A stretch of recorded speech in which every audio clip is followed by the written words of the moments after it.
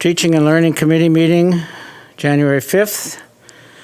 At this point, I would have to ask if the meeting is properly posted. Yes. It is. We're kind of scattered around tonight. We have one absent. Greg is absent with excused absence today. Joe and Amanda are in the room with me, and Kurt is in Texas. He says yes, he's in Texas. Okay. That was a very big yes. Okay. Sorry. That's all right. Meeting been properly, we did say it's properly posted, right? Yes. Yes, thank you. Now is the opportunity for public comment. We do have one. I'm going to just, the reminders, this is a section where we have opportunity for citizens to speak. As has been the past practice, each individual will be limited to 3 minutes time to speak in order for us to hear from the community and then get on with the agenda of our meeting. I'm going to ask Amanda to advise the speaker at the 2.5 minute mark so that we can stay in line with that. We expect speakers to honor our time limit, refrain from any inappropriate language, be respectful of their comments. Speakers who do not meet this expectation can be prohibited from speaking at future meetings. We also expect that the audience will be respectful of the speaker and of the Board of Education, refrain from responding with verbal comments, cheering, applause, and other behavior that would detract from the meeting. At this point, if you haven't thought about it yet, silence your cell phone. And our first speaker is Ben Menzel. Ben, join us. We have your address and all that, so we don't need it. So thank you. Good evening. Thank you, everyone. I hope everyone had good holidays. First to Dr. Cook, who I don't see in the room right now, and Dr. Siebert, wanted to thank you and your team for the gating criteria that was put together. It is certainly more transparent than what's been done in the past, and I appreciate that. My assumption is that this gating criteria would be displayed on the district's website. I'd also suggest that it would be helpful if there was some type of summary page showing which criteria were at which level, and then by clicking on that specific criteria, being able to dive deeper into the data, that we have just a picture of, hey, here's where we stand right now based on this criteria. I do have some questions regarding the criteria itself, and I realize that these won't be responded to here in real time, but I hope that they are addressed in your discussion here later this evening. First, Dr. Cook had said that the 1,100 positive cases per 100,000 in population was above any recommendation that he had seen. It seemed that first that this criteria was to go from the hybrid model to fully virtual. In other words, somewhat of a step backwards. I think that should be clarified. But with respect to that 1,100 positive cases, it's actually about 3 times more than the most lenient criteria that I've seen that's being used by any districts at this point, and could actually be, depending on which district you're looking at, could be like 5 to 10 times more lenient than what some others are doing. That said, just like other scientific studies, as time does go on, more information is learned. And I know that, or I don't know how medical professionals' opinion regarding gating criteria has changed as the course of the pandemic has evolved. I think the community should know what medical professionals were consulted with to come up with the gating criteria, and what was the opinion of those medical professionals regarding the criteria. So some more information in that sense would be certainly appreciated. Second, I noted that it said that if 6 of 8 of the criteria were met, that we would transition in models, but that 2 of those criteria, in particular the hospital information, acute beds and the ICU beds, that some of that information may not be available because those are private organizations. They don't have an obligation to provide that information. So I'm wondering if that number of 6 being met should be, I'm sorry? 30 seconds. Thank you. It should be less than 6 because of the potential inability to get that information from the hospitals. Last, it seems that it may make more sense for the board to give Dr. Siebert the authority to move from one model to another based on the gating criteria and where things stand. The point here is that if we're waiting for a board meeting, there's a lag time that could result in the students, staff, and teachers being in school when it's unsafe to do so based on the gating criteria, Fine. or that the kids are still out of school, even though they could be in school based on the gating criteria. So based on that, again, thank you for putting the gating criteria together. It is a great step forward with transparency. Thank you all very much. Thank you, Ben. Stacy, is that our only visitor? Thank you. So our next item on our agenda is general business is a bright lights session. Corning Middle School, Bob Blessington, and I assume some other people you'll introduce. Bob, it's yours. I will. Can you hear me okay? All right, great. Well, first off, I am not here to talk about middle school schedule, okay? So I'm seeing some applause there. Very excited. Thanks for having us today. Just want to do some introductions. We have Elise Ramos, which I think she's somewhere virtually on a cart right over there. A Horning student is virtually present with us. And we have Miss Shannon Kay, who is an EL teacher leader and a Horning AVID site coordinator, and Miss Jamie Dittman, who is our EL teacher leader and Avidxl teacher. Amanda Wagner, you know Amanda, and then Brian Lyday, assistant principal at Horning. So those are introductions. We're really excited to share with you a video that we've created around bright lights, our bright light of Avidxl. So really we're excited to shine a light on Avidxl, knowing you've heard a lot about AVID, but perhaps not a lot about Avidxl. The primary goal of Avidxl is to improve language acquisition for our students, for our scholars. A little bit of background. This is our second year of implementation of Avidxl. Again, different from AVID. I know you have a handout in front of you, I believe, on your desk there. And we have some immediate plans starting next year to expand Avidxl in 7th grade. Currently, it is offered in 8th grade only. It's specifically for our English language learners.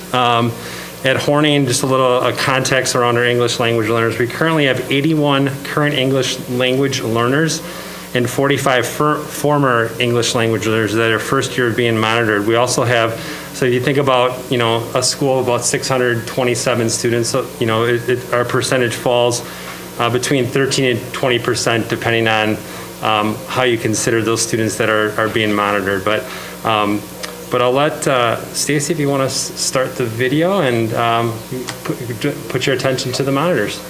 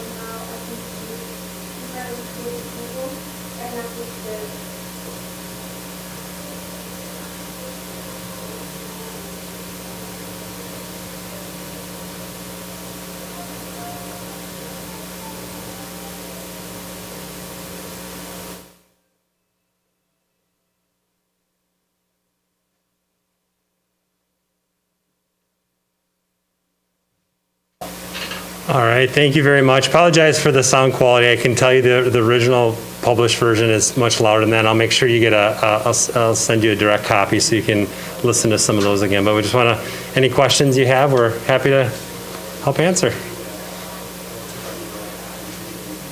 Somebody, Joe? Yeah, thank you, Bill. There are some differences. Could you, between AVID and Avidxl, could you just quickly highlight those? I see one is the groups. Comment more on that? Absolutely. Thanks for asking. We're really excited. Avidxl and AVID elective happen at the middle school before they start to have the tutorials at high school. So in 7th grade, we start with scholar groups, and then we're moving forward. At the end of 8th grade, we hope to transition the students into tutorials. Are those scholar groups, are they pretty much consistent throughout the duration? Great question. So far, the first quarter, they've been, as we're learning the process of having scholar groups, they've been the same, but they do change over time. They're not always grouped with the same kids. And that's to build up everybody's confidence and ability to interact with each other. Is there, are there any other major differences between the two programs? I would say the biggest one is our emphasis in language acquisition and just building up the students' academic language and strategies, specifically the critical reading strategy, getting the students to be able to manage their texts and use the strategies that are taught in class in order to break down and find the meaning of texts. And then just wondering how your team has been trained. What I'm thinking of is I'm sure we've taken advantage of what we've done at the high school level, and we've done some elementary. And how you guys were trained, and did we leverage what we've learned in the past, and how that kind of looked? Well, I can respond to that. I've been really lucky to participate in 2 summer institutes for AVID. The first year we actually traveled to Tampa, and we had an immersive experience along with lots of professional development time. And then last summer we actually learned online. So it's kind of a 2 to 3 year process, specifically for Avidxl. We also, of course, have learned a lot in district and pathway training and things like that too. Okay. And I'm just wondering how the students at the middle school level are embracing this and accepting it. And I mean, we've heard from obviously some students Sure. in the video, but more on the whole. You actually have Yeah, one here. we have a student. I have to tell you, she's a bright, shining star in my classroom, and I'm so glad she was able to join us this evening. She really sets the tone for hard work. So, Elizabeth, Elise? Hi. Did you hear my question? No, I did not. No, I'm just wondering, I've been able to witness AVID at the high school level, and I haven't at the middle school level. And I'm just wondering how accepting you and other students are of this program. Does it seem to be working, or is it kind of clunky now? Or just sort of getting your opinion on how it's fitting into your day and how that's working out. I really think, for me, I don't know about everyone else, but for me, it has really helped me. Like, when I go to the store, I'm shy talking to people. Now I just go and ask questions. And also for teachers, when I want to ask a question that I don't know about, I'll just ask it. I'm not like, should I just write it in the chat, or should I write it on a Post-it note and give it to them? And it really has helped me on being more organized. Also, how other students tell me about my teammates, they tell me that it really has changed them a lot for having AVID in their life. Excellent, excellent. Well, you certainly don't seem shy, and you speak very well, very succinct and clear, and I appreciate that very, very much. You go by Elizabeth? My full name is AVID. Yes. What do you prefer? Elise is fine. Yeah. Sorry, I could see the Eliz, but I didn't follow that. The old eyes don't work as well as they used to. I apologize. It's fine. Anything else that you would like to add that we haven't talked about or didn't observe yet, or any other comments on your behalf? Not right now. Okay. You said that confidently too, and that's an okay answer. Thank you for sharing. Thank you. Amanda, you have something? Yes, Elise, I'm going to give you a follow-up, because I'm reading the definition of Avidxl here. And can you speak a little bit about either the summer bridge and the community involvement piece, or the family engagement? What have you been able to experience any of those pieces? I'm sorry, I couldn't hear it very good. Can you repeat that? We're going to try it again. The Avidxl program talks about the summer bridge, community involvement, and family connections. Can you share any of your experiences with any of those pieces of Avidxl? I'm sorry, we're kind of putting Elise on the spot. We have not been able to run the summer bridge based on it being our first year, the year before last, and then with COVID last summer. Sorry about that. No, that's fine. Could you maybe advance this and tell you what you're planning it would be? Well, we started planning last year. Do you want to speak about it at all, or? So before COVID hit, our intention was to have a 1 or 2 week experience for our Excel scholars where they would learn some of the critical routines to Avidxl, meaning the critical reading process, organization, and team building.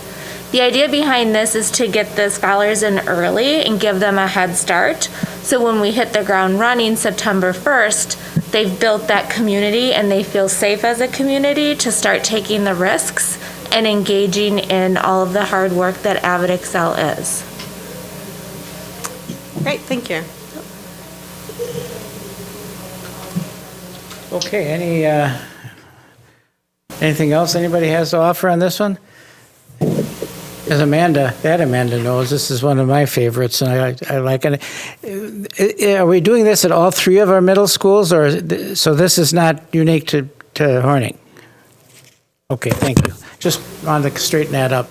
Yeah, I think that it's a great question, because it's allowed for collaboration for Ms. Dittman with the other teachers. So we've all kind of went into this at the same time with the other, with Les Paul and Butler. So that's been a really good opportunity for kind of diving together with the work.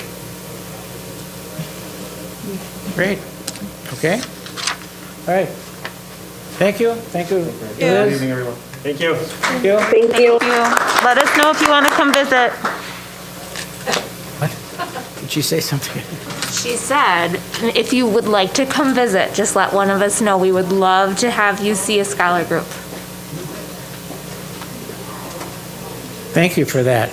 And by the way, kind of a side note, because I went over there last week or so over before Christmas. If you get the opportunity to go over and see what they're doing with AVID, blend that with what they're doing physically, what the housing project is about. Because once you see what they're doing with the housing project and how it is organized physically, I'm not talking about the kids, I'm talking physically, you'll get a much better feel for what that is and why that's going to work. Gets back to what Bob was asking. He says, I'm not going to talk about the schedule, but it works. Joe? Yeah, and as you were talking about some of the physical space too, we've modified, in particular at Horning. Yes. And at Butler. For that. Yeah, and I don't recall if we were able to integrate that into Les Paul or not. But I remember seeing it in those two, in Horning and Butler. But Yeah, and those are great And spaces. you can actually see how Great spaces. these programs all are going to come together. That's very good. Okay, thank you for bright lights to the Horning Middle School. Well received. We do have some action items this evening. Approval of the teaching and learning minutes from December 1st meeting. Seeking motion on that. So moved. The approval of the minutes from the last December meeting as presented. I'll second. Seconded. Any discussion on the minutes from the December 1st meeting? Seeing none, all in favor, please say aye. Aye. Aye. Thank you, Kurt. No one was opposed then, I don't think, so we're okay on that one. Then we do have a couple items here on overnight field trip request. I'm going to turn that, we take the first one, is 2021, 2022 overnight field trip request. That was for, oops, I got them mixed up somehow. I lost one. Stacy, I lost one. This is for the West Choir Department to go to Orlando in December of 2021.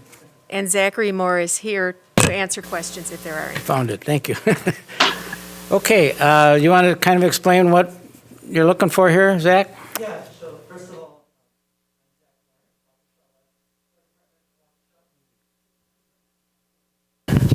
there we go. Okay. Anyways, yeah, Zach Moore, Waukesha West Choir Department. First of all, I want to thank you so much for your consideration of our trip in 2021 on the week of December 3rd. We were supposed to go with the Waukesha West Band Department. I sent out a survey to my parents to see if they could handle financially the constraints of going to Hawaii. Many of the parents responded by saying it was a little too much, so we opted to go for the Florida trip like we initially planned as a music department. Obviously, the reason for doing these trips is to provide a chance for these students to be a part of something that we normally couldn't give them in Waukesha. And this particular chance is to be able to perform on an international platform, such as Disney World. And in that trip, one of those things we'd be a part of is the Disney Sings concert experience, where many choirs from around the nation / world come together and put on a concert together. The students would have the cultural experience of being able to observe those choirs and what they have to offer within the choral arts. In addition to that concert, though, the students would also be able to be a part of a Hollywood Disney singing experience, which is really, really cool. This experience would allow them to work with a professional in the music industry that has worked behind the scenes on films. And what the students would do is they would sing the choral parts for The Lion King, and their voices would be put in the video, and the original choral parts that were in the video are taken out, so they get to hear themselves as part of that experience, and they really get to see what it's like to be a studio musician outside of just the choral world, which I think is a fantastic experience. And also learning some concepts about how do you sing a piece of that cultural background appropriately, which is really, really cool, I think. Just to give you some more updates about fundraising, we are doing like a pizza fundraiser coming up very soon here. We are looking into summer fundraising as well, because this trip is a pretty quick turnaround rate, being in December. One of those fundraising options is a student-ran car wash that would be basically pledge-based. Fond du Lac has ran things like this before in the past, and their first year doing it, they had 30 kids do it, and they raised $10,000 for their trip, which is fantastic. I have no doubt that we could do something very similar to that. The cost of the trip is anywhere between $1,300 to $1,500, depending on how many students we have go. Basically, if we have 30 kids, it's $1,500, and every 5 kids you add is minus $100. The goal would be to get to 40 individuals going on the trip. Insurance is offered to the students for $81 for a full trip refund, but if they don't decide to get it and we do cancel the trip 91 days out from it actually happening, we get a full refund back, so long as they paid with checks. If they pay with credit card, it's like 95% back because of processing fees. That's mainly what I have. I hope this helps you understand the trip a bit more. Do you have any questions that I could help your understanding a little bit more? Questions for Zach? Anybody? None. Kurt, you there? No questions. No questions. I have a comment, though. Okay, thank you, Kurt. Joel? What a great opportunity for our students. And many of these trips have a big impact on their lives. And I thought how you explained the studio experience just seems like a really great way for them to envision what it could be like to work in that industry. So it's really, that's pretty cool. Yeah, I agree completely. I have multiple students that are very interested in music production. I'm a composer myself, and it's fun to see that come out of them as well, and I think that'll be a very unique and enriching experience, because Really offer something like that, at our schools. So it's pretty unique. yeah, I wish we did. but Well, I agree. I'll get working on it. Now. We have a vision. I'll start campaigning. And thank you for bringing up the refund. Would you repeat that? Because I was having trouble hearing that one. Yeah, so the nice thing about Bob Rogers is they have a current policy of if the trip is 90 days out, 91 days out, I said 91 just to be safe, the kids get a full refund back, which is absolutely amazing for a travel company of this nature to do that. That's a big reason why I went with them. Other than that, there is an $81 trip insurance that they can purchase as well, and that allows them to get full refunds after the 90 days is up as well. Okay. That's individual. Yes. Yeah, so that's up to them to purchase That if they'd answers like to my add question. that. Thank you, appreciate Yeah. that. Joel? Yeah, just to continue on the refund, that is an important component as we talk, and as this committee knows, we've had some situations over the past year where some students didn't get money back. We tried very hard to have monies refunded. We don't know where COVID will be at this time next year. So my hope is we're going to have as normal of a year as possible next school year. Mm-hmm. And I hope that we can get back to normal even prior to that, if possible. Oh, me too. But, we have to see how things play out. Yes. And so the refund is a very important component for us to understand as we move forward. Okay, thank you. This is an action item. If somebody wants to take action. Joel? I move approval as the trip as presented. Second? Seconded by Amanda. Further questions? We have a motion on that standing. Kurt, any questions? No questions. Okay, then at this point I will say, all in favor of accepting this as presented, please say aye. Aye. Aye. Anybody opposed? I didn't hear any. Okay, Stacy, got it. Thank you, Zach. Thank you for your detailed, well-done report. Of course. Thank you so much again for everything.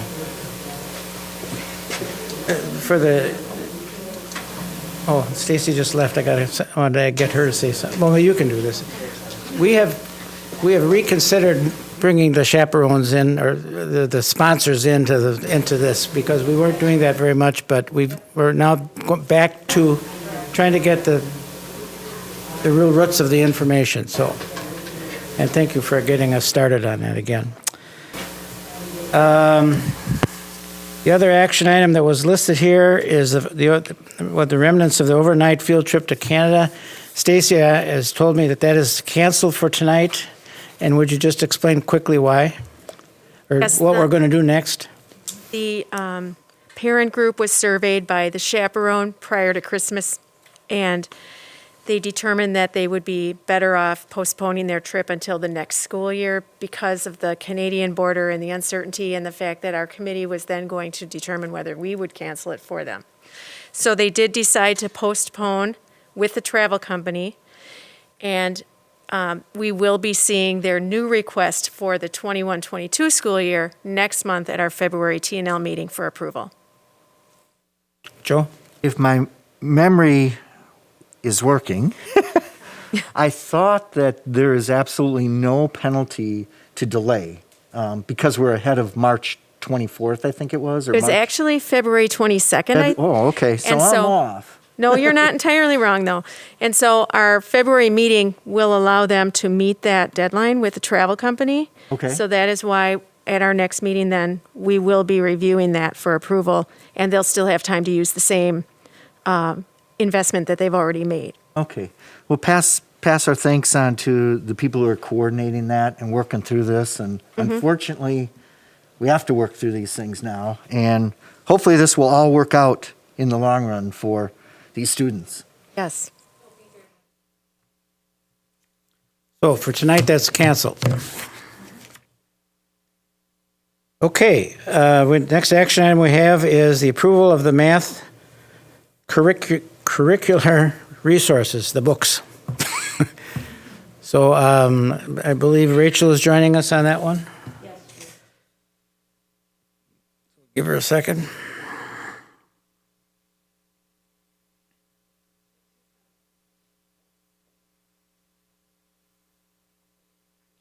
Good evening. Man? Yep. Good evening, everyone. So, I am back, and I did not bring the team with me tonight. They are anxiously, though, awaiting your decision. Hopefully, approval of the math curricular resource. So we are seeking approval of the adoption of Avidxl Minds, as well as the CPM resource for our dual language program. So over the course of the last 2 meetings, we presented the why behind it, the resource itself, and so we're here to seek the adoption of that resource, approval for the adoption of that resource. The basic question that I'd have just to start this is there anything new between last month and this month, or is there anything that was left over that we didn't answer or ask? There is not anything new other than I was able to secure a further discount on the CPM resource, which we were super excited about. Worth sharing. Got another price reduction, so that was exciting. So, Kurt, have you hearing that okay?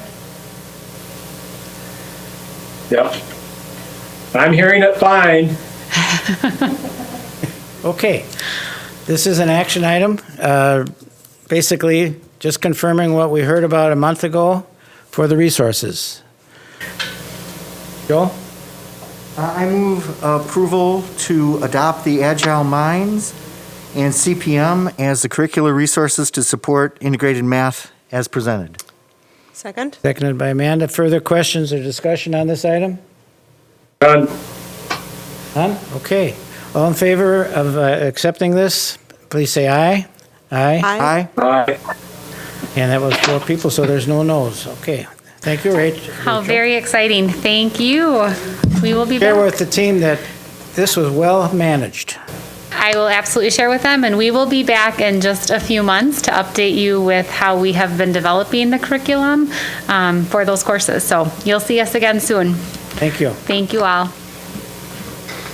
Great. Which brings us to the fifth item on the list was approval of the learning environment transition criteria. And Joe, are you going to take this one? Joe Cook? Yeah, we will. Yes? Okay. I'll get this closer.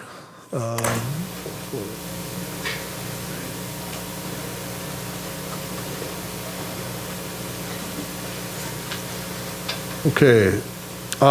So I'm not going to go through the whole presentation that we had last month. The thing that we're looking at tonight are the transition criteria that we presented a month ago.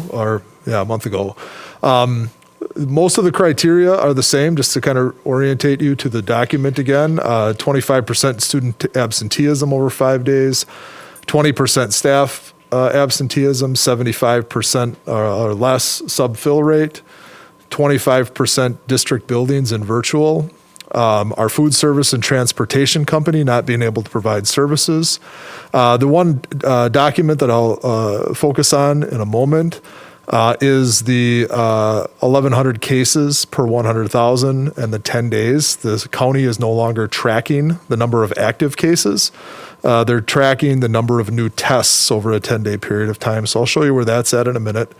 And then 75% hospital acute beds being used, and then 85% of the ICU beds being used. Again, this was put together based off of feedback, I believe it was from the November meeting, where members of the board, and we certainly heard from community members that talked about community rates and district rates. So we came up with these criteria. The change, I'll take you here in just a moment.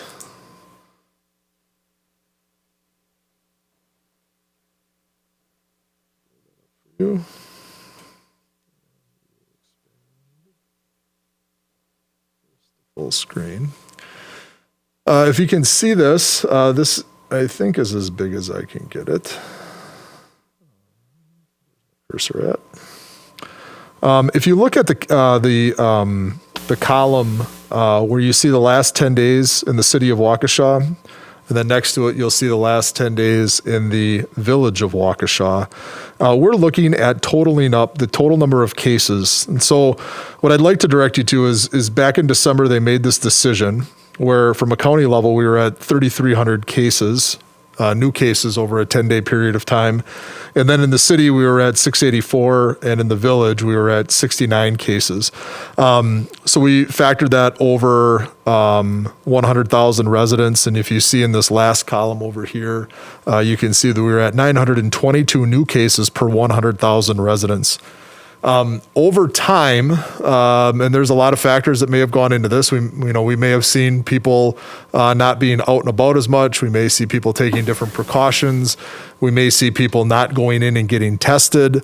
We've noticed that number has gone down over time. It held steady between 700 and 950. And then it began to go down over the holidays. So we saw our numbers go down over the holidays. And then at our return to school yesterday, we were at 293 cases per 100,000. And again, these are the number of new people testing positive over a 10-day period of time. Just for some background on this, across the state, we have seen fewer cases, new cases per day across the state. We've also seen fewer people get tested in the state of Wisconsin. So not as many people are getting tested. We're not seeing as many positive new cases, but we're still seeing between 20 and 25% positive return on the number of people who get tested. So that number of positive cases coming back is still relatively high from a percentage standpoint, but we're seeing fewer and fewer cases. So with this number, we're at 293 right now. We continue to monitor this.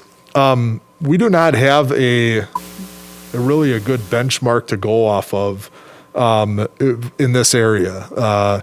nationally, they were always referring to the number of active cases per 100,000. But because the county changed the metric, we're now tracking it differently. And so the only thing that I can tell you is that based off of the number of cases per 100,000, new cases over a 10-day period, we've seen that on the decline. So that was one change that we had to make because we didn't have any updated data on the other chart. Go back to the presentation now.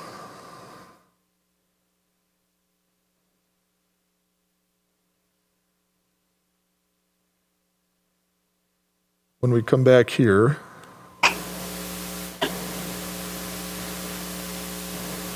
getting back to this rate again, so what we were looking at was 6 of the 10 of these 6 of these 8 criteria being met.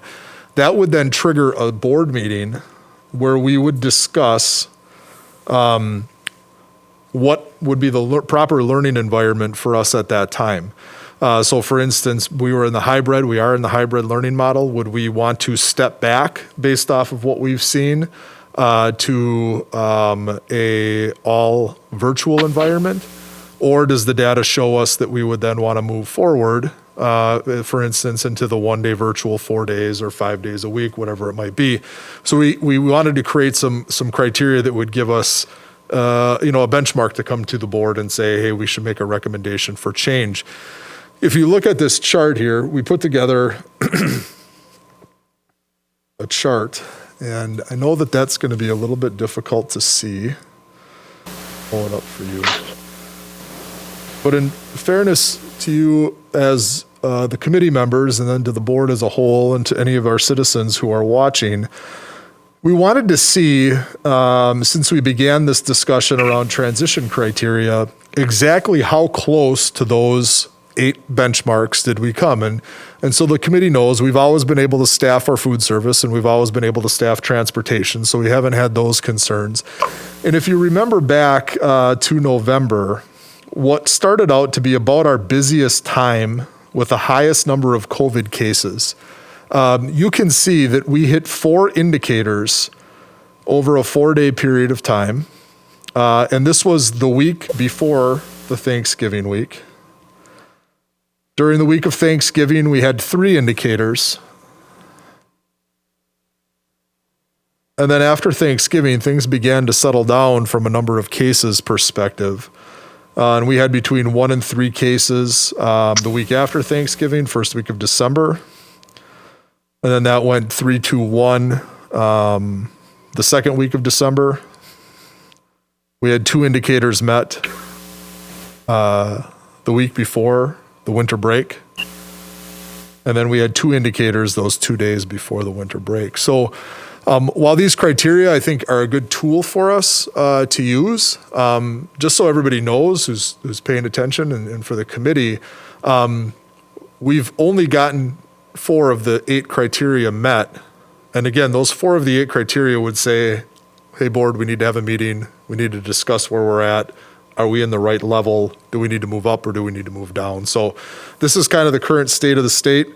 When we returned back from winter break yesterday, the only area was the number of acute hospital beds. We exceeded 75%. And that number is updated every Wednesday. So that number goes back to the week before. So, we feel pretty confident that these criteria would help us administratively, based off of the feedback that we had from the committee and from the whole board in December. We feel that it would be a good tool for us to implement going forward. So that's why we're here tonight seeking approval.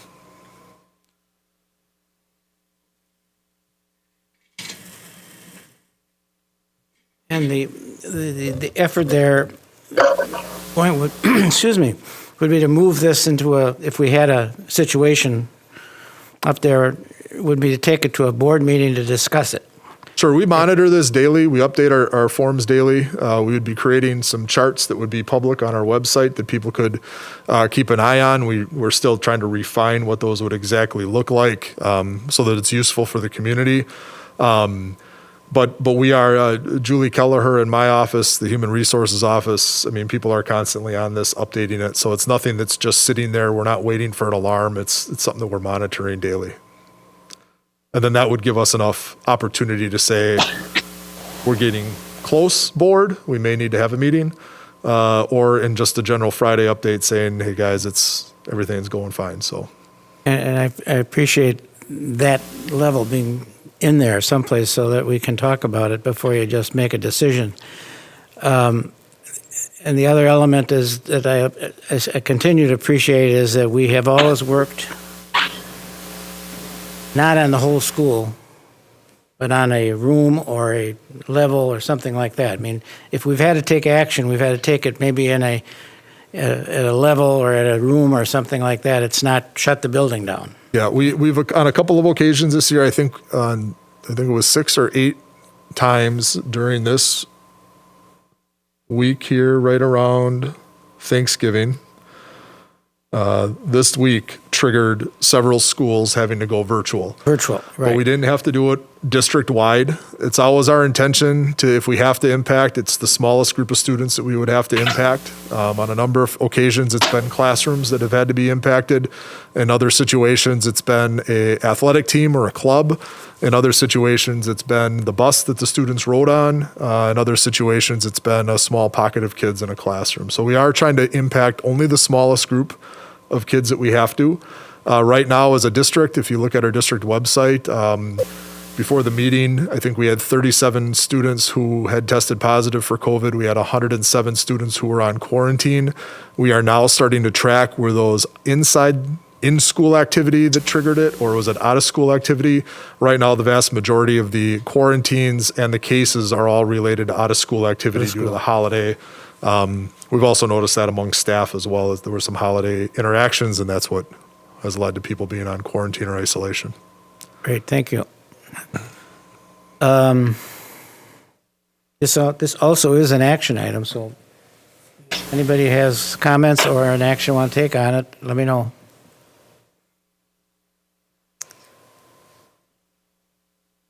Joe? Quick questions? Oh, yes, Kurt, sorry. Yeah. Dr. Cook, thank you for the overview.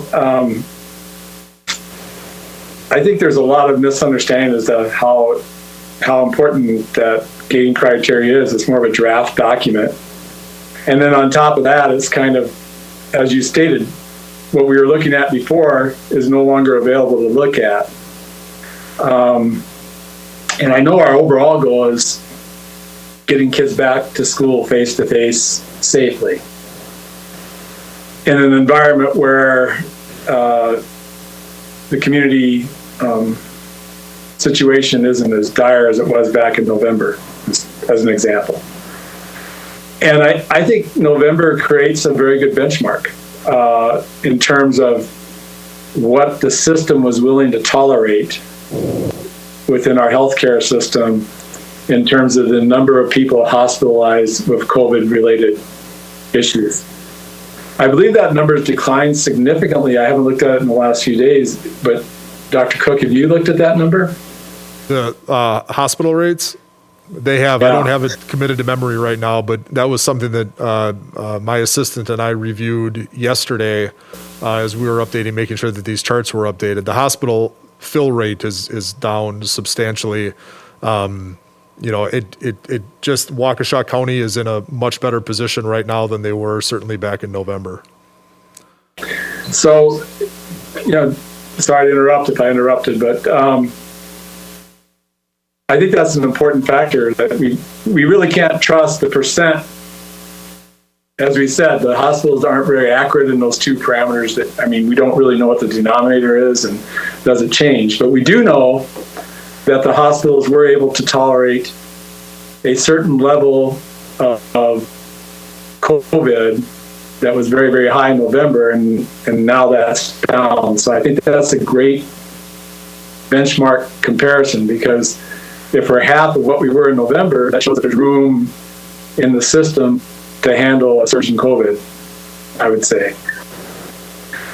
And the other factor that's different today than back in November is now we do have an active vaccination program. And I believe Dr. Siebert is going to be meeting with health tomorrow about vaccinations and how it's going in the community, or what the progress will be. Yes, Mr. O'Brien, we do have a meeting with the county tomorrow, so we should get an update on that. Good. So I know I got up at 5 o'clock this morning to try and get someone vaccinated, and by the time it was supposed to be 8 o'clock, and as soon as I arrived, they said, if you weren't here last night, you're not getting in. So that's how many people want to be vaccinated, okay? So I think the important part with the county is if they can clarify to us their vaccination plan within our community, and whether we could ask them, because of teachers being essential workers, to allocate a certain number of vaccinations for our staff, given that we're trying to get back face-to-face, full face-to-face. And the risk our staff are taking in our particular environment would be useful to have them have access to vaccinations. I know we'd be unique in the state, but we're in kind of a unique situation. We're the largest school district in the state trying to do face-to-face, and we're also trying to get to full face-to-face and finish the year that way. So I think it's a question we'd like to ask the county to try and prioritize that for the school district of Waukesha, because of what we're trying to accomplish in as soon as possible, getting back full face-to-face. Okay, thank you. All right, Joe? Yeah, Bill, if I can bring my screen back up here.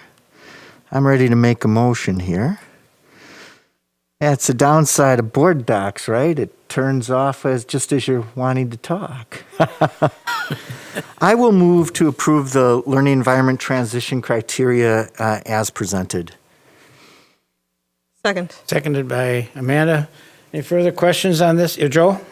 Yeah, I know there have been some constituents that have been communicating with us on this, and I wanted to let those people know that I will commit to calling meetings quickly if these criteria are met. That was a concern of a number of constituents, and I think it would be very important that we act, if we have this transition criteria, that we would act very swiftly on it. And what I mean by that is, a couple of days kind of thing. We would hold that meeting, and I would hope that my fellow board members would support that. If we need to talk more on that at this committee or at the full board level, that would be fine too. But I think we're all pretty committed to be working as quickly as possible on this. I think we agree with that. Amanda? Yes, thank you. As Mr. Como said, we have had a lot of constituents reach out to us regarding this criteria, and one in particular had sent an email, I believe today, and then just, I guess for clarity for them, I'm going to ask the question out loud. The question is, why is the community spread tied to our school closures, i.e. the hospital beds, the absenteeism if we have the ability to stream?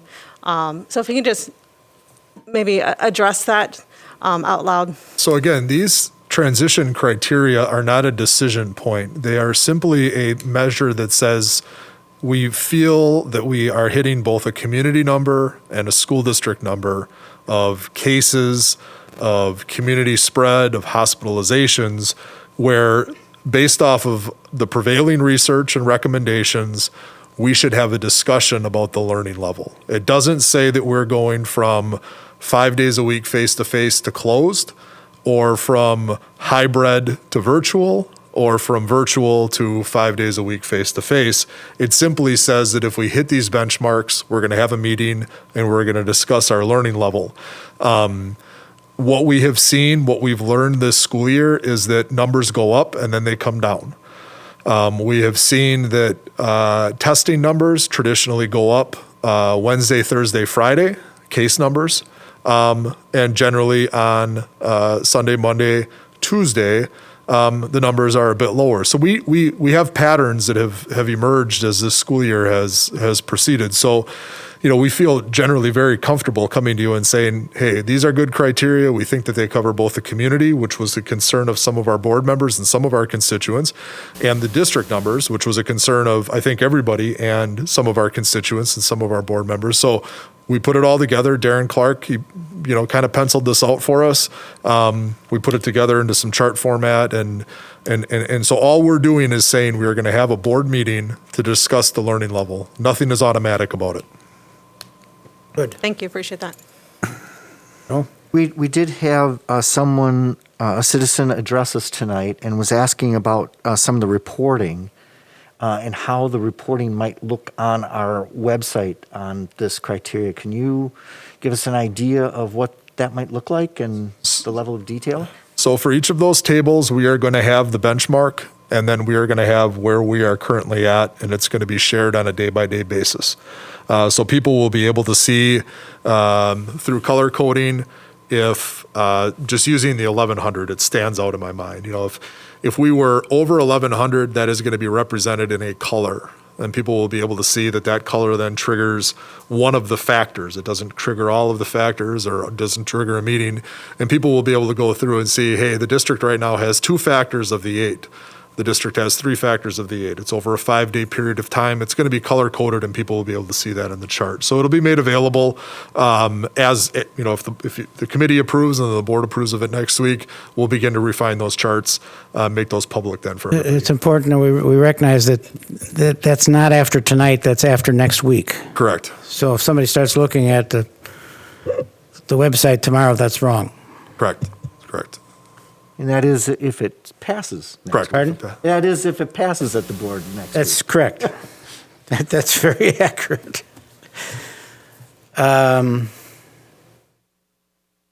We have a motion and we have...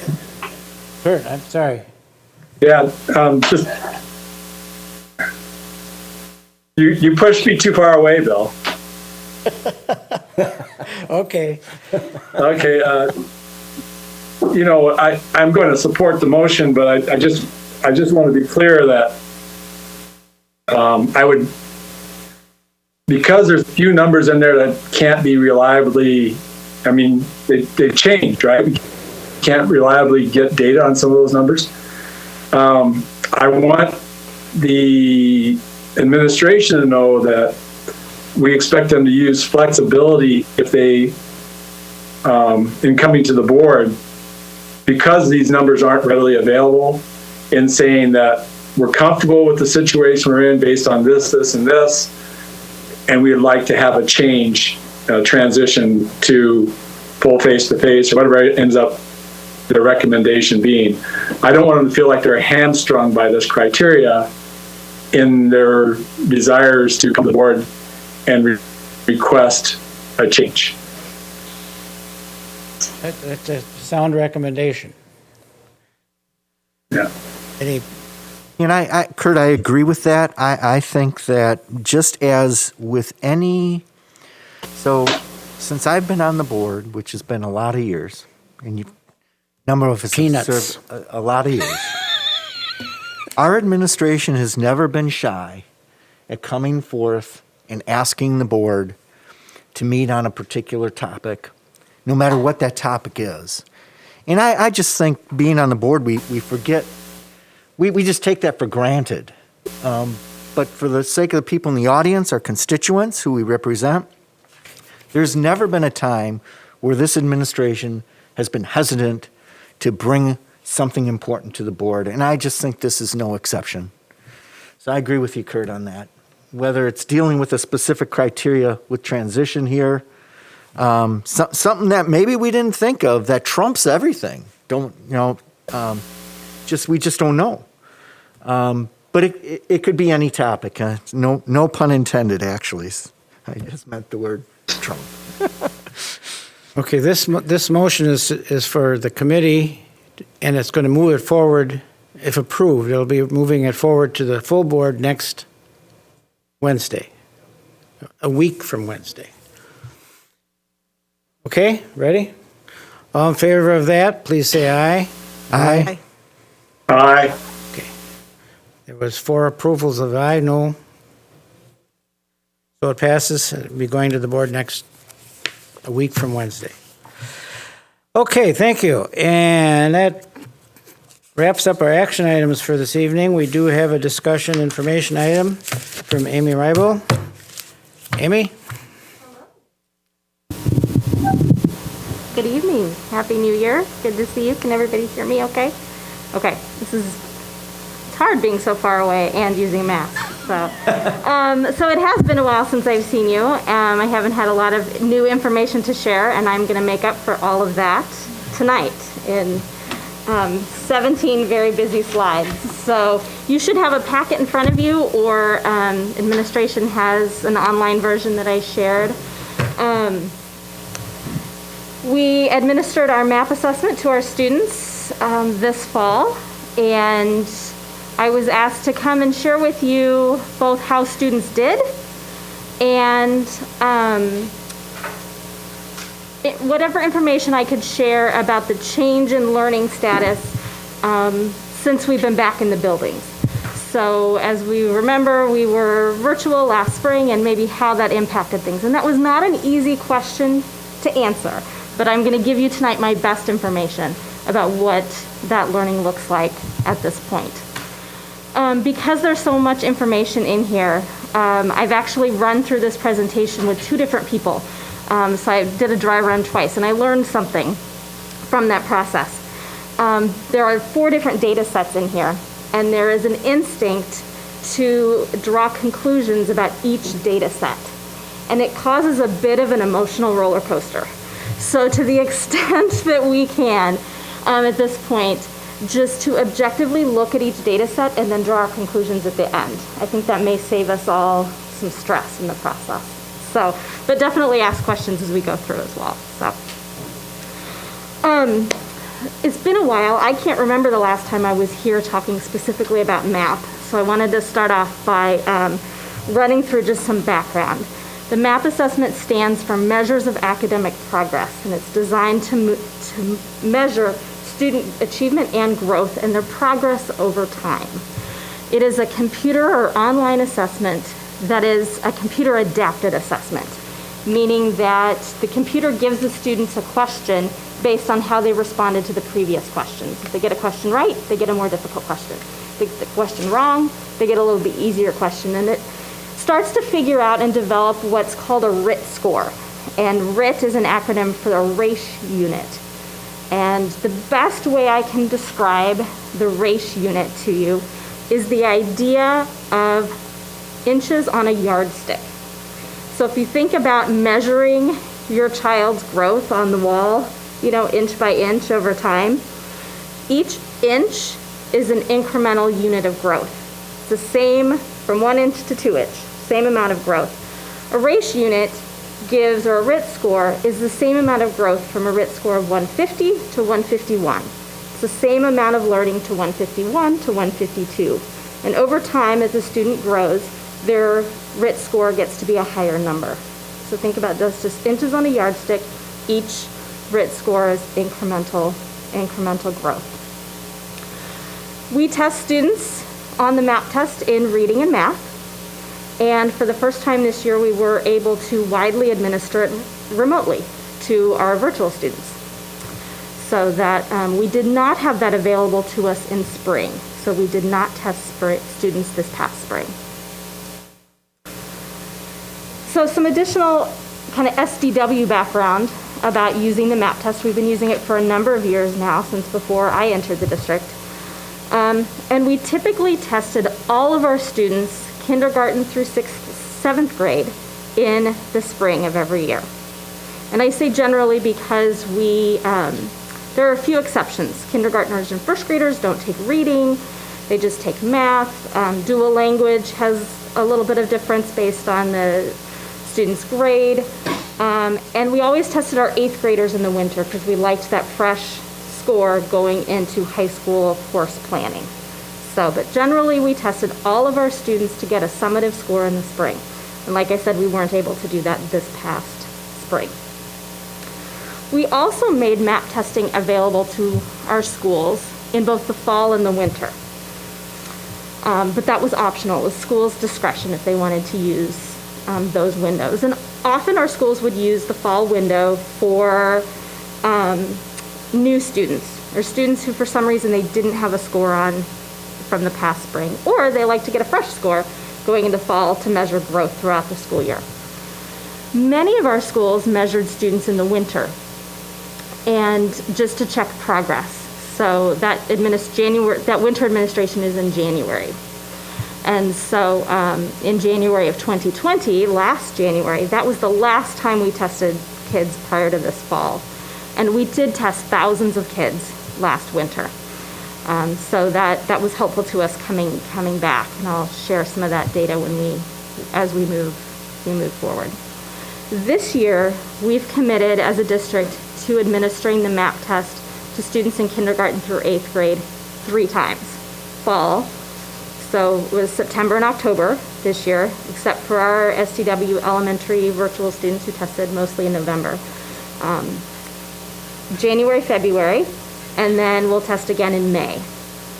So, and we wanted to do that. Obviously, we wanted to get a fresh score on all students coming back to face-to-face buildings, and then carefully monitor progress through the year. So we're testing all students kindergarten through 8th grade 3 times this year. And we look at 3 key metrics. We look at that Writ score, again, that kind of incremental equal measure of growth, the national percentile rank, how kids do compared to other students across the nation. And then we also get a score that will indicate the projected proficiency for a student on Wisconsin's forward exam. So they've done a linking study between MAP scores and forward scores, and can tell us what Writ score a student would be projected to be proficient or advanced, what performance category they would likely fall in on the forward exam. So because we use the forward exam, that is another measure that we pay attention to. So I'm going to share information on all 3 of those metrics tonight: Writ score, national percentile rank, and projected proficiency on forward. Yes? So the other tests that you run, Benjamin, I'll get it. These other tests that you run at the spring and winter, and are those included or not included in those end of the year type MAP and Writ tests and so on? The other... Well, you did some in the fall and the winter. Uh-huh. You did some other ones in the spring. Wait, no. Which ones are the ones that lead to the final answer? Lead to the final answer. Well, every window gives us some information. We get a score in the fall, we get a score in the winter, and we get a score in the spring. Okay. Does that make sense? So we can see growth from fall to winter to spring. Okay. When you come up with the final metrics, is that a combination of all of them or just certain ones? Each is individual. Okay. So each map. Yeah, so a student could, for example, for a 4th grader, they might have a Writ score of 200 in the fall, and that's at the 50th percentile for other students who've taken the MAP in the fall. And then in the winter, they test again in January, now they're at a 205. And so that's at the 49th percentile, let's say. And so we can see how that score changes each test season, if they test. Previously, we made sure we had a score every spring for every student, so we could see the growth year to year. The metrics that she has listed, in essence, are the ingredients to the pie. And the pie, right, is the MAP administration. And that will happen 3 times a year. So you'll get the entire pie. Yeah. Are you not allowed? Okay, I get it. Thank you. Okay. Thank you, Amy. Yeah, no problem. Okay, so here we go into some data. Lots of data. So I'll walk you through each chart here. This first one is about reading at the elementary level. and it shows the average Writ score and how that trend changes over time. So if you look at the bottom, I have the last 7 administrations of the MAP test, starting in spring of 2018, which would have been the end of the 17-18 school year, so a while back. And so that very first line at the bottom, that blue line, is our second graders. So you can see in spring of 2018, right above where that blue line starts, there's a 192.7. That was the average Writ score for our second graders in spring of 2018. The next year, a new group of second graders came in fall of 2018, and they had a Writ score of 177.7. Now again, we didn't test all of our kids. We tested some of the kids. We tested in winter of 2019 second graders, and their average Writ score went up to 185.5. Again, not everybody, but a lot of them. And then in spring of 2019, their average Writ score was 190.9. So the average, students continued to grow on average throughout that school year. And the Writ score grows each year. As you see, the 3rd grade averages and the 4th grade averages and the 5th grade averages, they grow over time. Over on the far right is our fall 2020 scores. So those are the averages for our most recent test administration.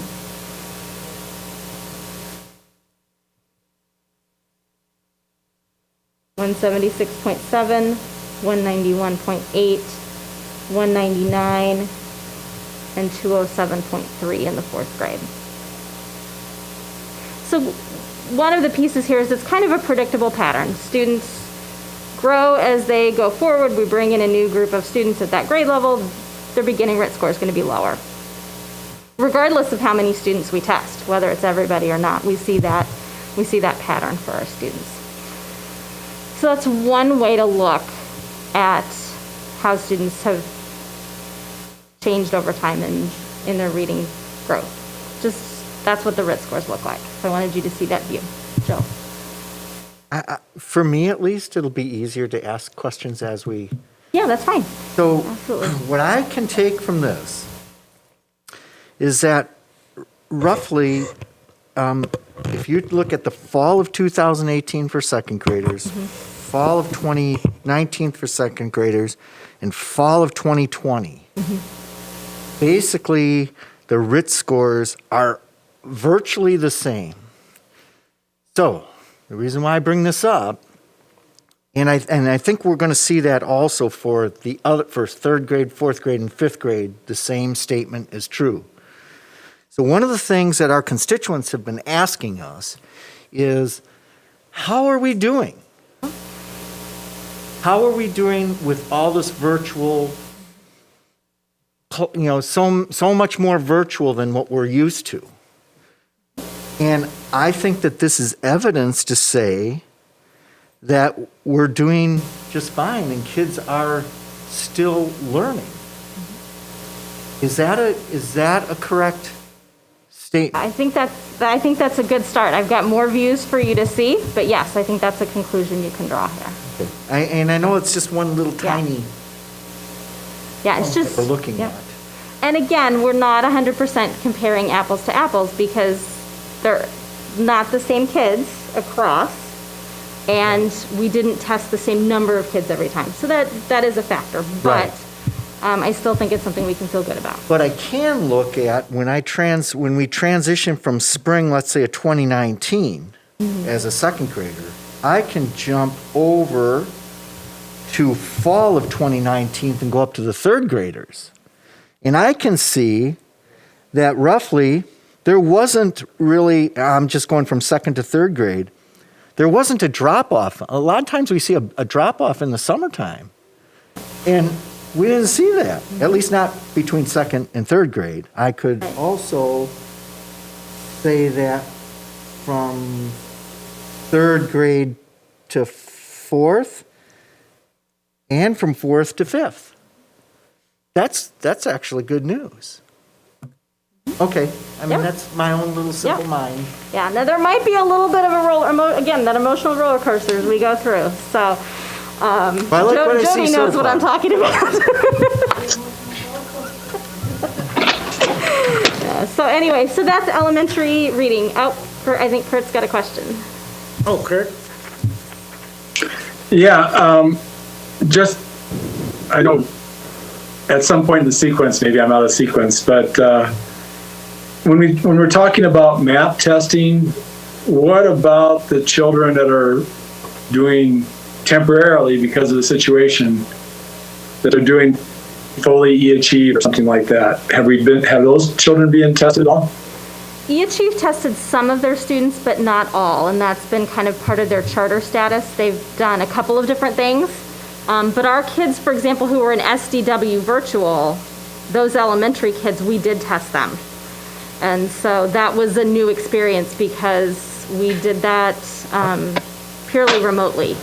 So it was a process to train the teachers and to get parent support for kids at home to get on. It especially for the little ones, K1 and 2, it took parent or in some cases older sibling support to kind of help get them connected. So yes,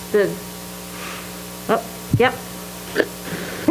So what, if I understand you correctly, if a student who would normally be in our brick and mortar school is enrolled in eAchieve, they wouldn't be included in these numbers that you're doing right now. Some were, but not all. Could we have clarification on that, and would it be possible for all those students that have opted into that to be tested? So that's something we'd have to work on through eAchieve. Yeah, because they do have other assessment methods that they're using as well. So, but we can get some more information on that for sure. Because that is, I mean, if we're trying to get a complete picture, I know that people have asked that question in terms of those who are very interested in the math test, and they'd like to know if we had a good complete picture. So that's all. Okay, thank you. So we have similar chart for middle school reading.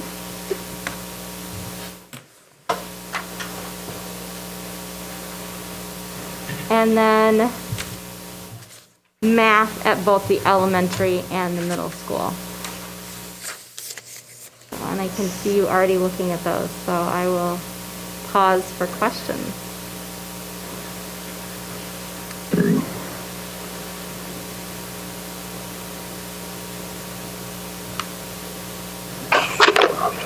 For a question?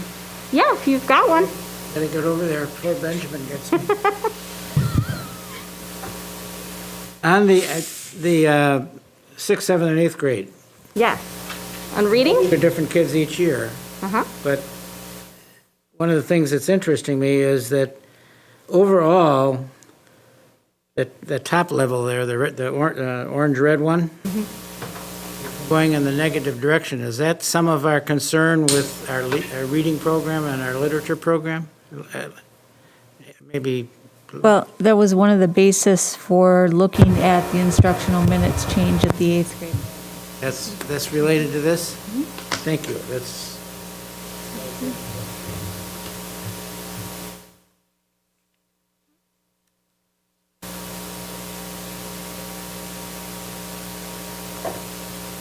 Any other questions about those four? I did want to point out when you look at the math Writ averages for math at middle school, you can see that 8th grade, we've got one outlier score there with a 243.5 in the fall.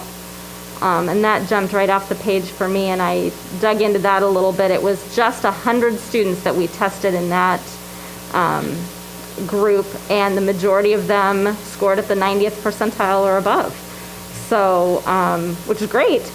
But it was a bit of an outlier for us. So, but I kept it in there because that was the result we had for that testing administration. So.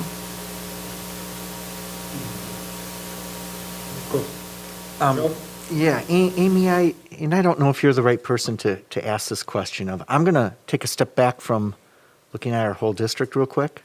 Does the individual parent and student understand their Writ score? So they typically will talk with, parents and teachers will talk about this at conference time, and we always have an explanation sheet that goes with it. We have some nice graphs that show that progression over time. Because I think that what's nice about MAP is it's a continuation, so you can see your student, your child, year after year getting tested consistently, and you know what it means.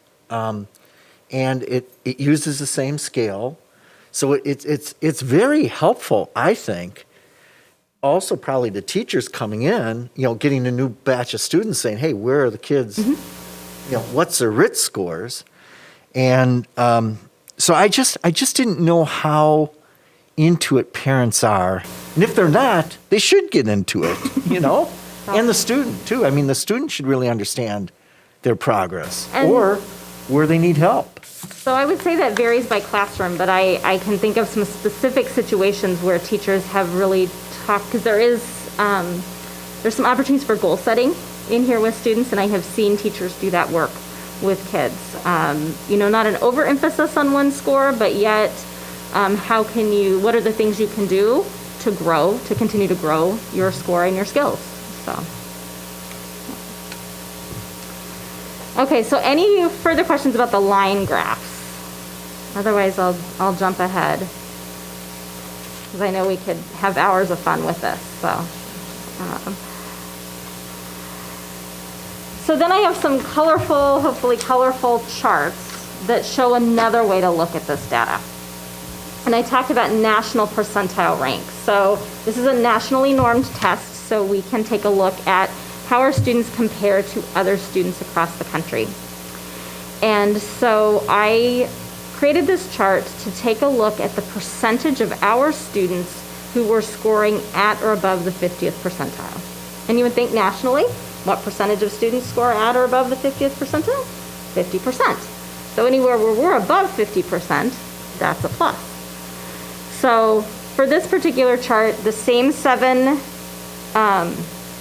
test seasons are there on the left. Grade levels go across.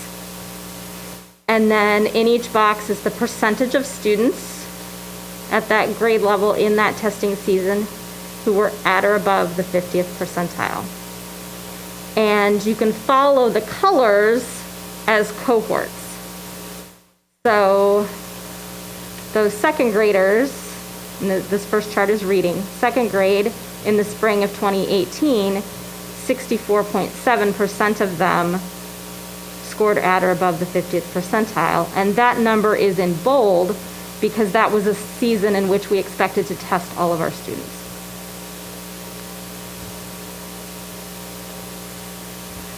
So, and then you can follow that group of kids down to third graders in fall of 2018, and 60.3% of them scored at or above the 50th percentile.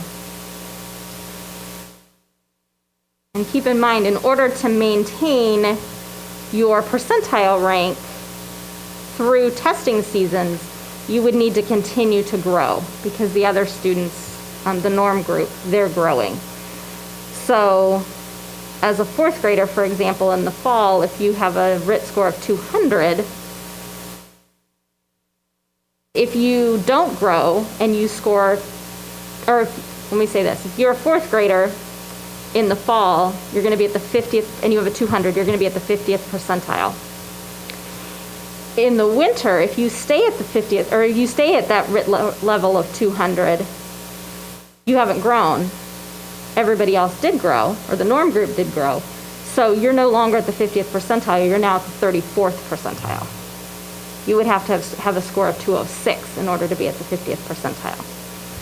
So to keep that progression, to stay at or above the 50th percentile over time, you need to continue to grow your Writ score.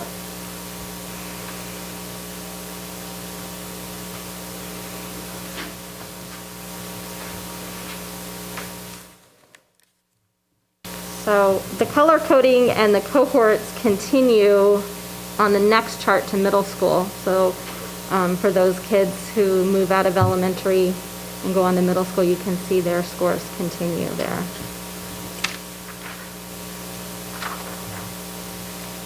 And then I have similar charts for math. Maybe the 50th percentile is what, national? Mm-hmm. Okay. Yeah, how other students who took the test across the nation scored.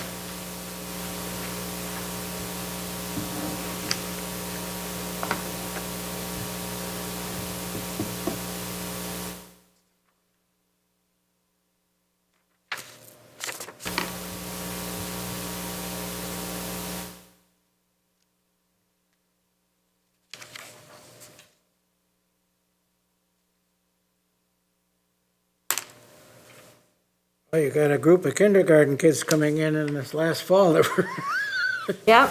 rather amazing. They, that K1 test focuses on early literacy skills.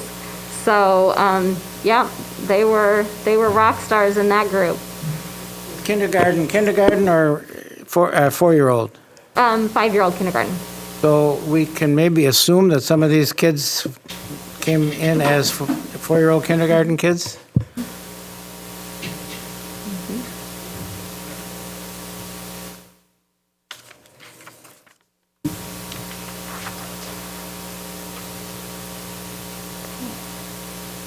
We move on to the third metric. Any other questions about the percentile charts? I know I'm going I don't want to rush, so.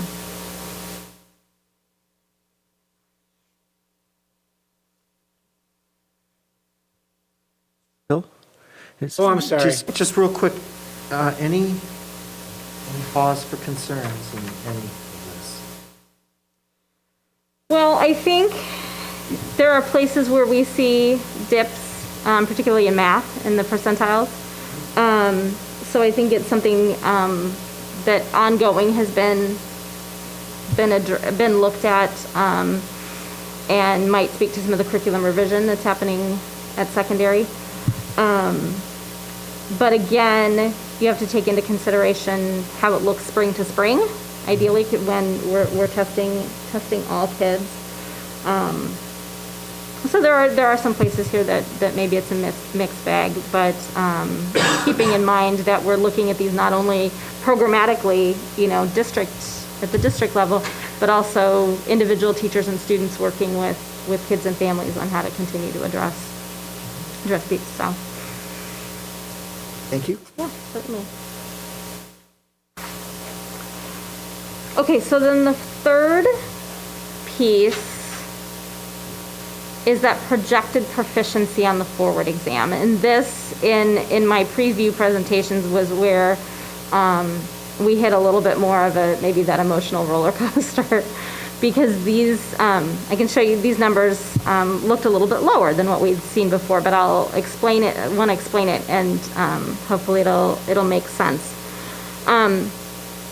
So the forward exam, the two forward exam tests that can be correlated with math. The first one is the English Language Arts, or ELA, and then the second one is math. And those are the two pieces we assess in math as well. And so on this chart, the first column is from spring 2019, and those are our actual forward results. So 41% of our students in grades 3 through 8 were proficient on the forward exam, and I shared that with you in fall of 2019. It's been a while. And then 45% of our students were proficient or advanced on the math forward exam, grades 3 through 8. Then again, we have that opportunity to use their MAP score to project how students may perform on the forward exam. And in January of 2020, our winter MAP, where many of our students tested, there were thousands of test results for that season, we were predicted to have 45.4% of our students be proficient in English language arts and 50.5% proficient in math. We didn't give state assessments last spring, so we're not able to see if we made that prediction or not. But we have a new prediction for fall of 2020. And that's that 42.3% of our students will be proficient or advanced in English language arts, and 46.6% will be proficient or advanced in math. It's a little bit lower than the previous prediction, but I can tell you that a couple of things. First of all, MAP did an updated linking study pre-COVID. So they looked at multiple years of forward and updated their correlating numbers. So that caused a little bit of an adjustment from what the prediction may have been in the past. The other thing to remember about the forward exam, it's been a while since we've talked about it here, but we've talked about that proficiency standard being more rigorous than what we've seen in the past, like on WKCE. And in order to be projected to be proficient on the forward exam from your MAP score, you have to be scoring, depending on the grade level, somewhere between the 62nd and the 75th percentile on the MAP test. It's not enough to just be at or above the 50th percentile. It's that higher standard of 62% to 75%. So, just something to keep in mind when looking at those numbers.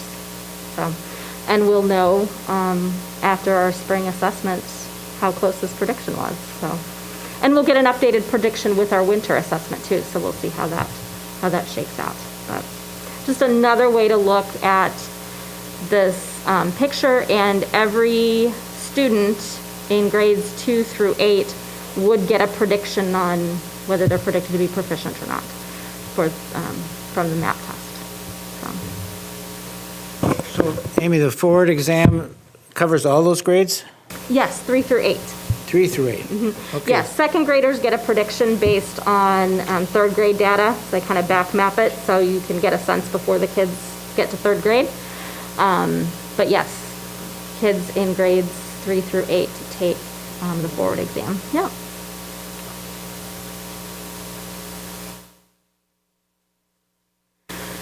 So that's a look at where we have been and what our MAP scores look like from a Writ standpoint, from projected proficiency, and from percentile ranks. But the big question is, how did learning change from last winter, last year, since our buildings closed? And lots of people have been wondering about that.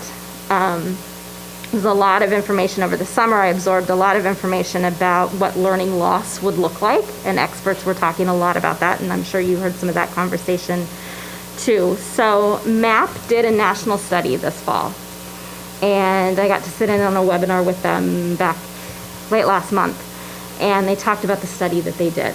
And they studied 4.4 million students in grades 3 through 8 and found that students, despite the change in instructional model last spring, students continued to make gains in reading.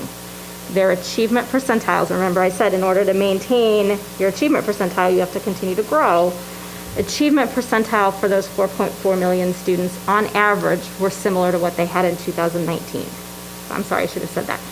MAP took a look at students who tested in fall of 2019 and then students who tested in fall of 2020 and looked at the change in their score, their percentile ranks.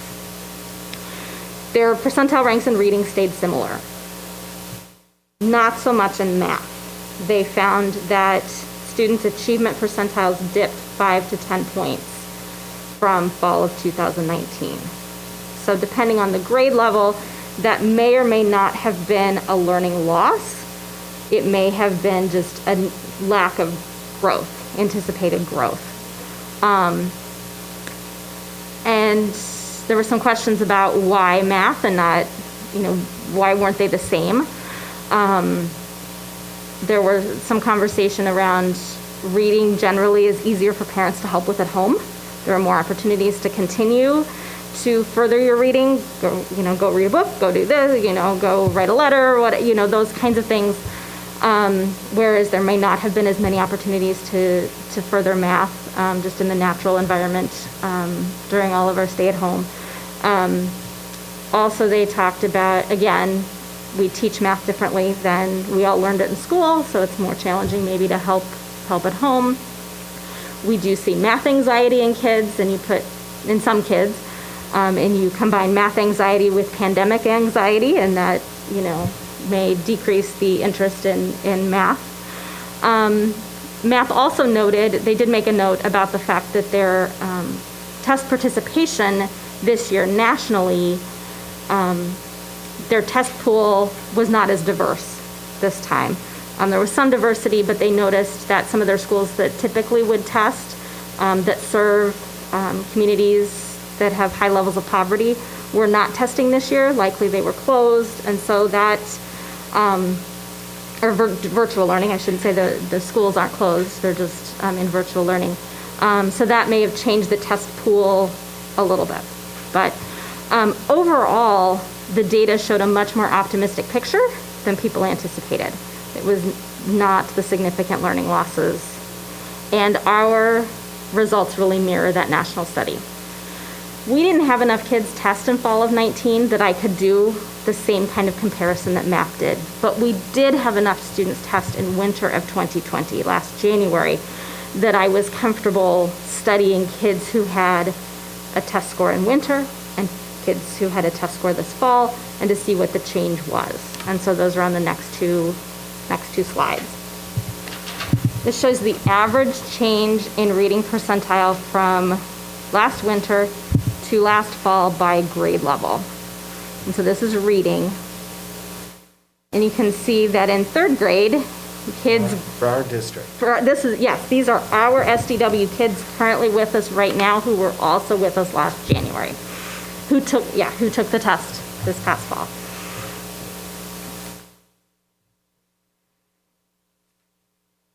So for third grade, they grew on average 1.56 RIT points. So they didn't just maintain, not RIT points, percentile points. So they didn't just maintain that growth, they made a little bit more than, by about 1.5 points more than just maintaining that percentile rank. Fourth grade made about 0.5 point change in percentile rank. Fifth grade went down just over 1/4 point.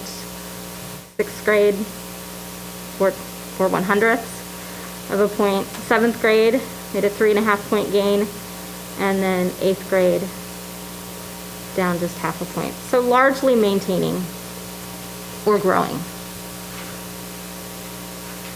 And like the national study in math, we saw some dips in percentile rank.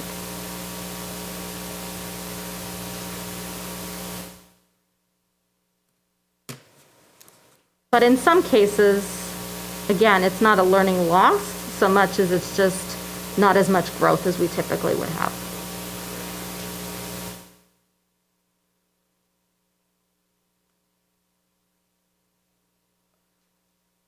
Are you able to determine loss versus growth? Loss of growth versus loss of retention of knowledge? It would depend on the grade level and where the student's RIT score. So I think that would be hard to do on that individual basis, because for each student, if a student's at a 205, then and a growth to 210 between winter and fall might maintain their percentile rank, but for somebody else it might be if they went down 5. So I don't know if I could get that detailed with it. Think about that.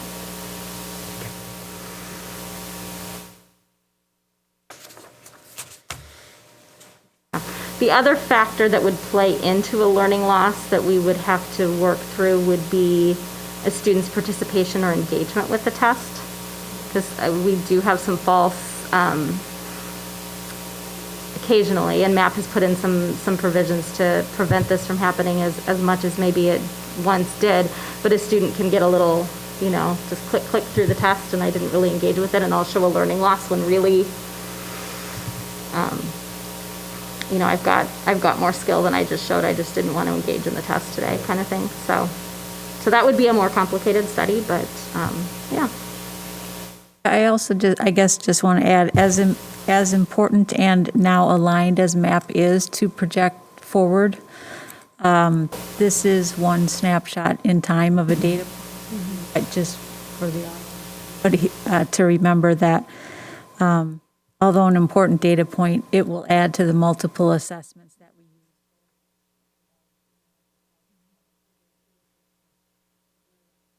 That either learning loss is.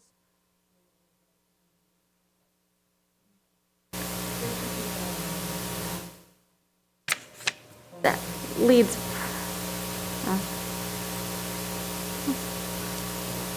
Mike's on. Got it. Yeah.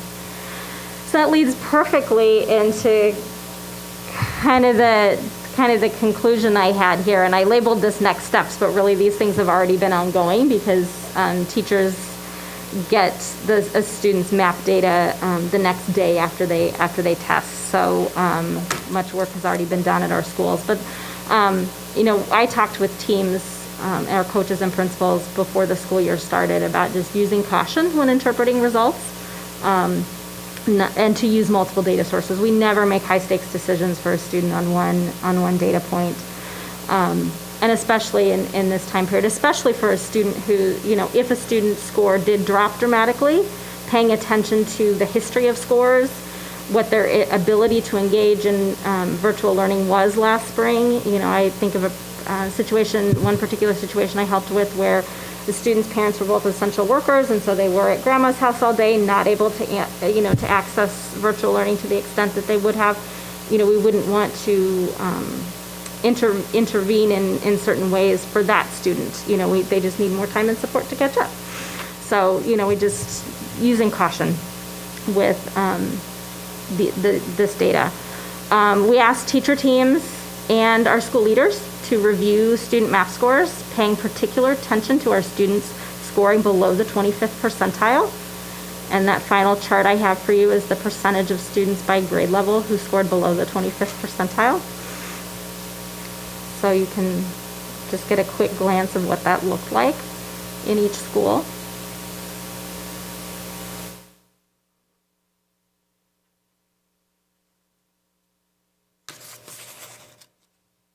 And to make, to document some decisions, whether there was an intervention needed, just additional time and support, conversation about engagement with learning, what might be necessary for those students.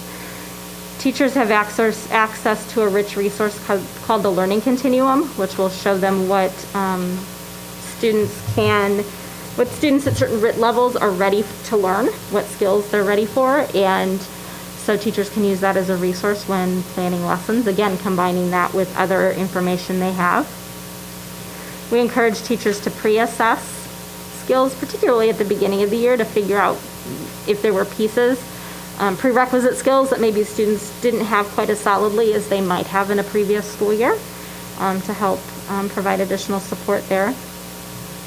We asked our school leaders to look at their MAP data to help inform school-wide interventions, allocation of resources, and I've met with about a third of our schools, at least one of their teams, to kind of help support that process and also just be a listener in how they're working through that. As district leaders, we take a look at the data and use that to inform our actions. And as we said, we're testing students 3 times this year, so we'll be able to take a look at winter testing, which some students tested today, and we'll continue throughout January, and then we'll test again in May, and we'll keep taking a look at the results. So, I think Joe's got another question. Oh, Joe?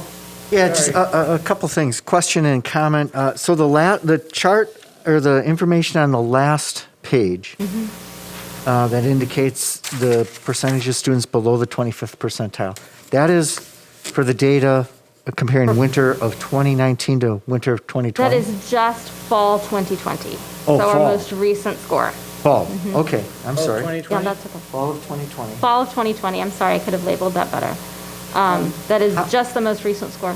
How does that compare to like other years? Other years. I'd like to kind of know if this is much larger or roughly the same as previous. So I would have to dig in to get specifics by grade level, but on first glance, no, it's roughly the same as previous years. Okay. That's interesting. The other thing that I wanted to just make a comment on, our constituents are wanting us to make sure that as we have different learning models, that our students keep learning. Rightfully so. They should be demanding that. And, each individual person, each individual student, and each individual family has different sets of circumstances, and some have been successful in certain models while others haven't, and vice versa. And some students thrive no matter what model they're in. Anyways, I think going to MAP testing 3 times a year shows a commitment that our district has made because, although this is just one test, okay, it is an important test, and it's an important test in a continuum that our students and our parents can look at over time to really know how they're doing. When you go from 2nd grade to 3rd grade to get a different teacher, there may be some subjectiveness there, right? But MAP is consistent from year to year to year to year, year after year. So I like that. Now, we used to test more frequently using the MAP test, and we got some complaints from our students and from our parents saying, "Hey, you guys are testing too often." Well, I think that we're probably going to hear that from some parents. I hope not, but I hope they understand the reason is we have an obligation as a board and as an administration to make sure, and as teachers, everyone in this district, to make sure that learning is happening. And we're going to go to more testing to help us to understand if that is happening, at least in this case for this particular test. And as educators, and I'm not a professional educator, but I have witnessed a tremendous amount of dedication during this period of time that people have put forth to do the best that they can to make sure that the students continue to move forward. And it is unique times, but this is an example of how we're trying to increase our testing for one reason only, is to make sure we continue learning in the right direction. That's kind of the way I look at it.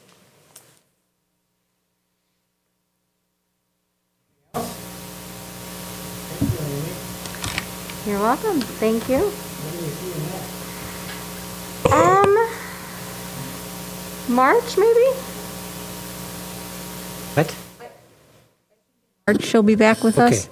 I will just make a comment and say that I do plan to put this presentation in Friday's board packet for the full board, and I will just obviously encourage other board members to sort of watch the video because it's easier voice to the format. But I appreciate everybody engaging in what sometimes looks like a different language if you're not used to the data points and working with that. So it's good that we all can get up to speed on this information. And Amy, I really appreciate you putting this together for the district. So thank you.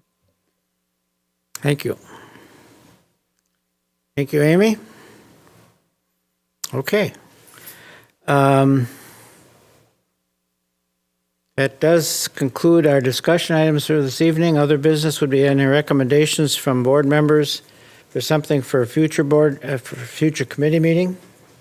Anybody have any suggestions? You can either give them to me now or pass them on to Jody anytime. Other than that, nothing else we have, so we can adjourn this meeting. Thank you.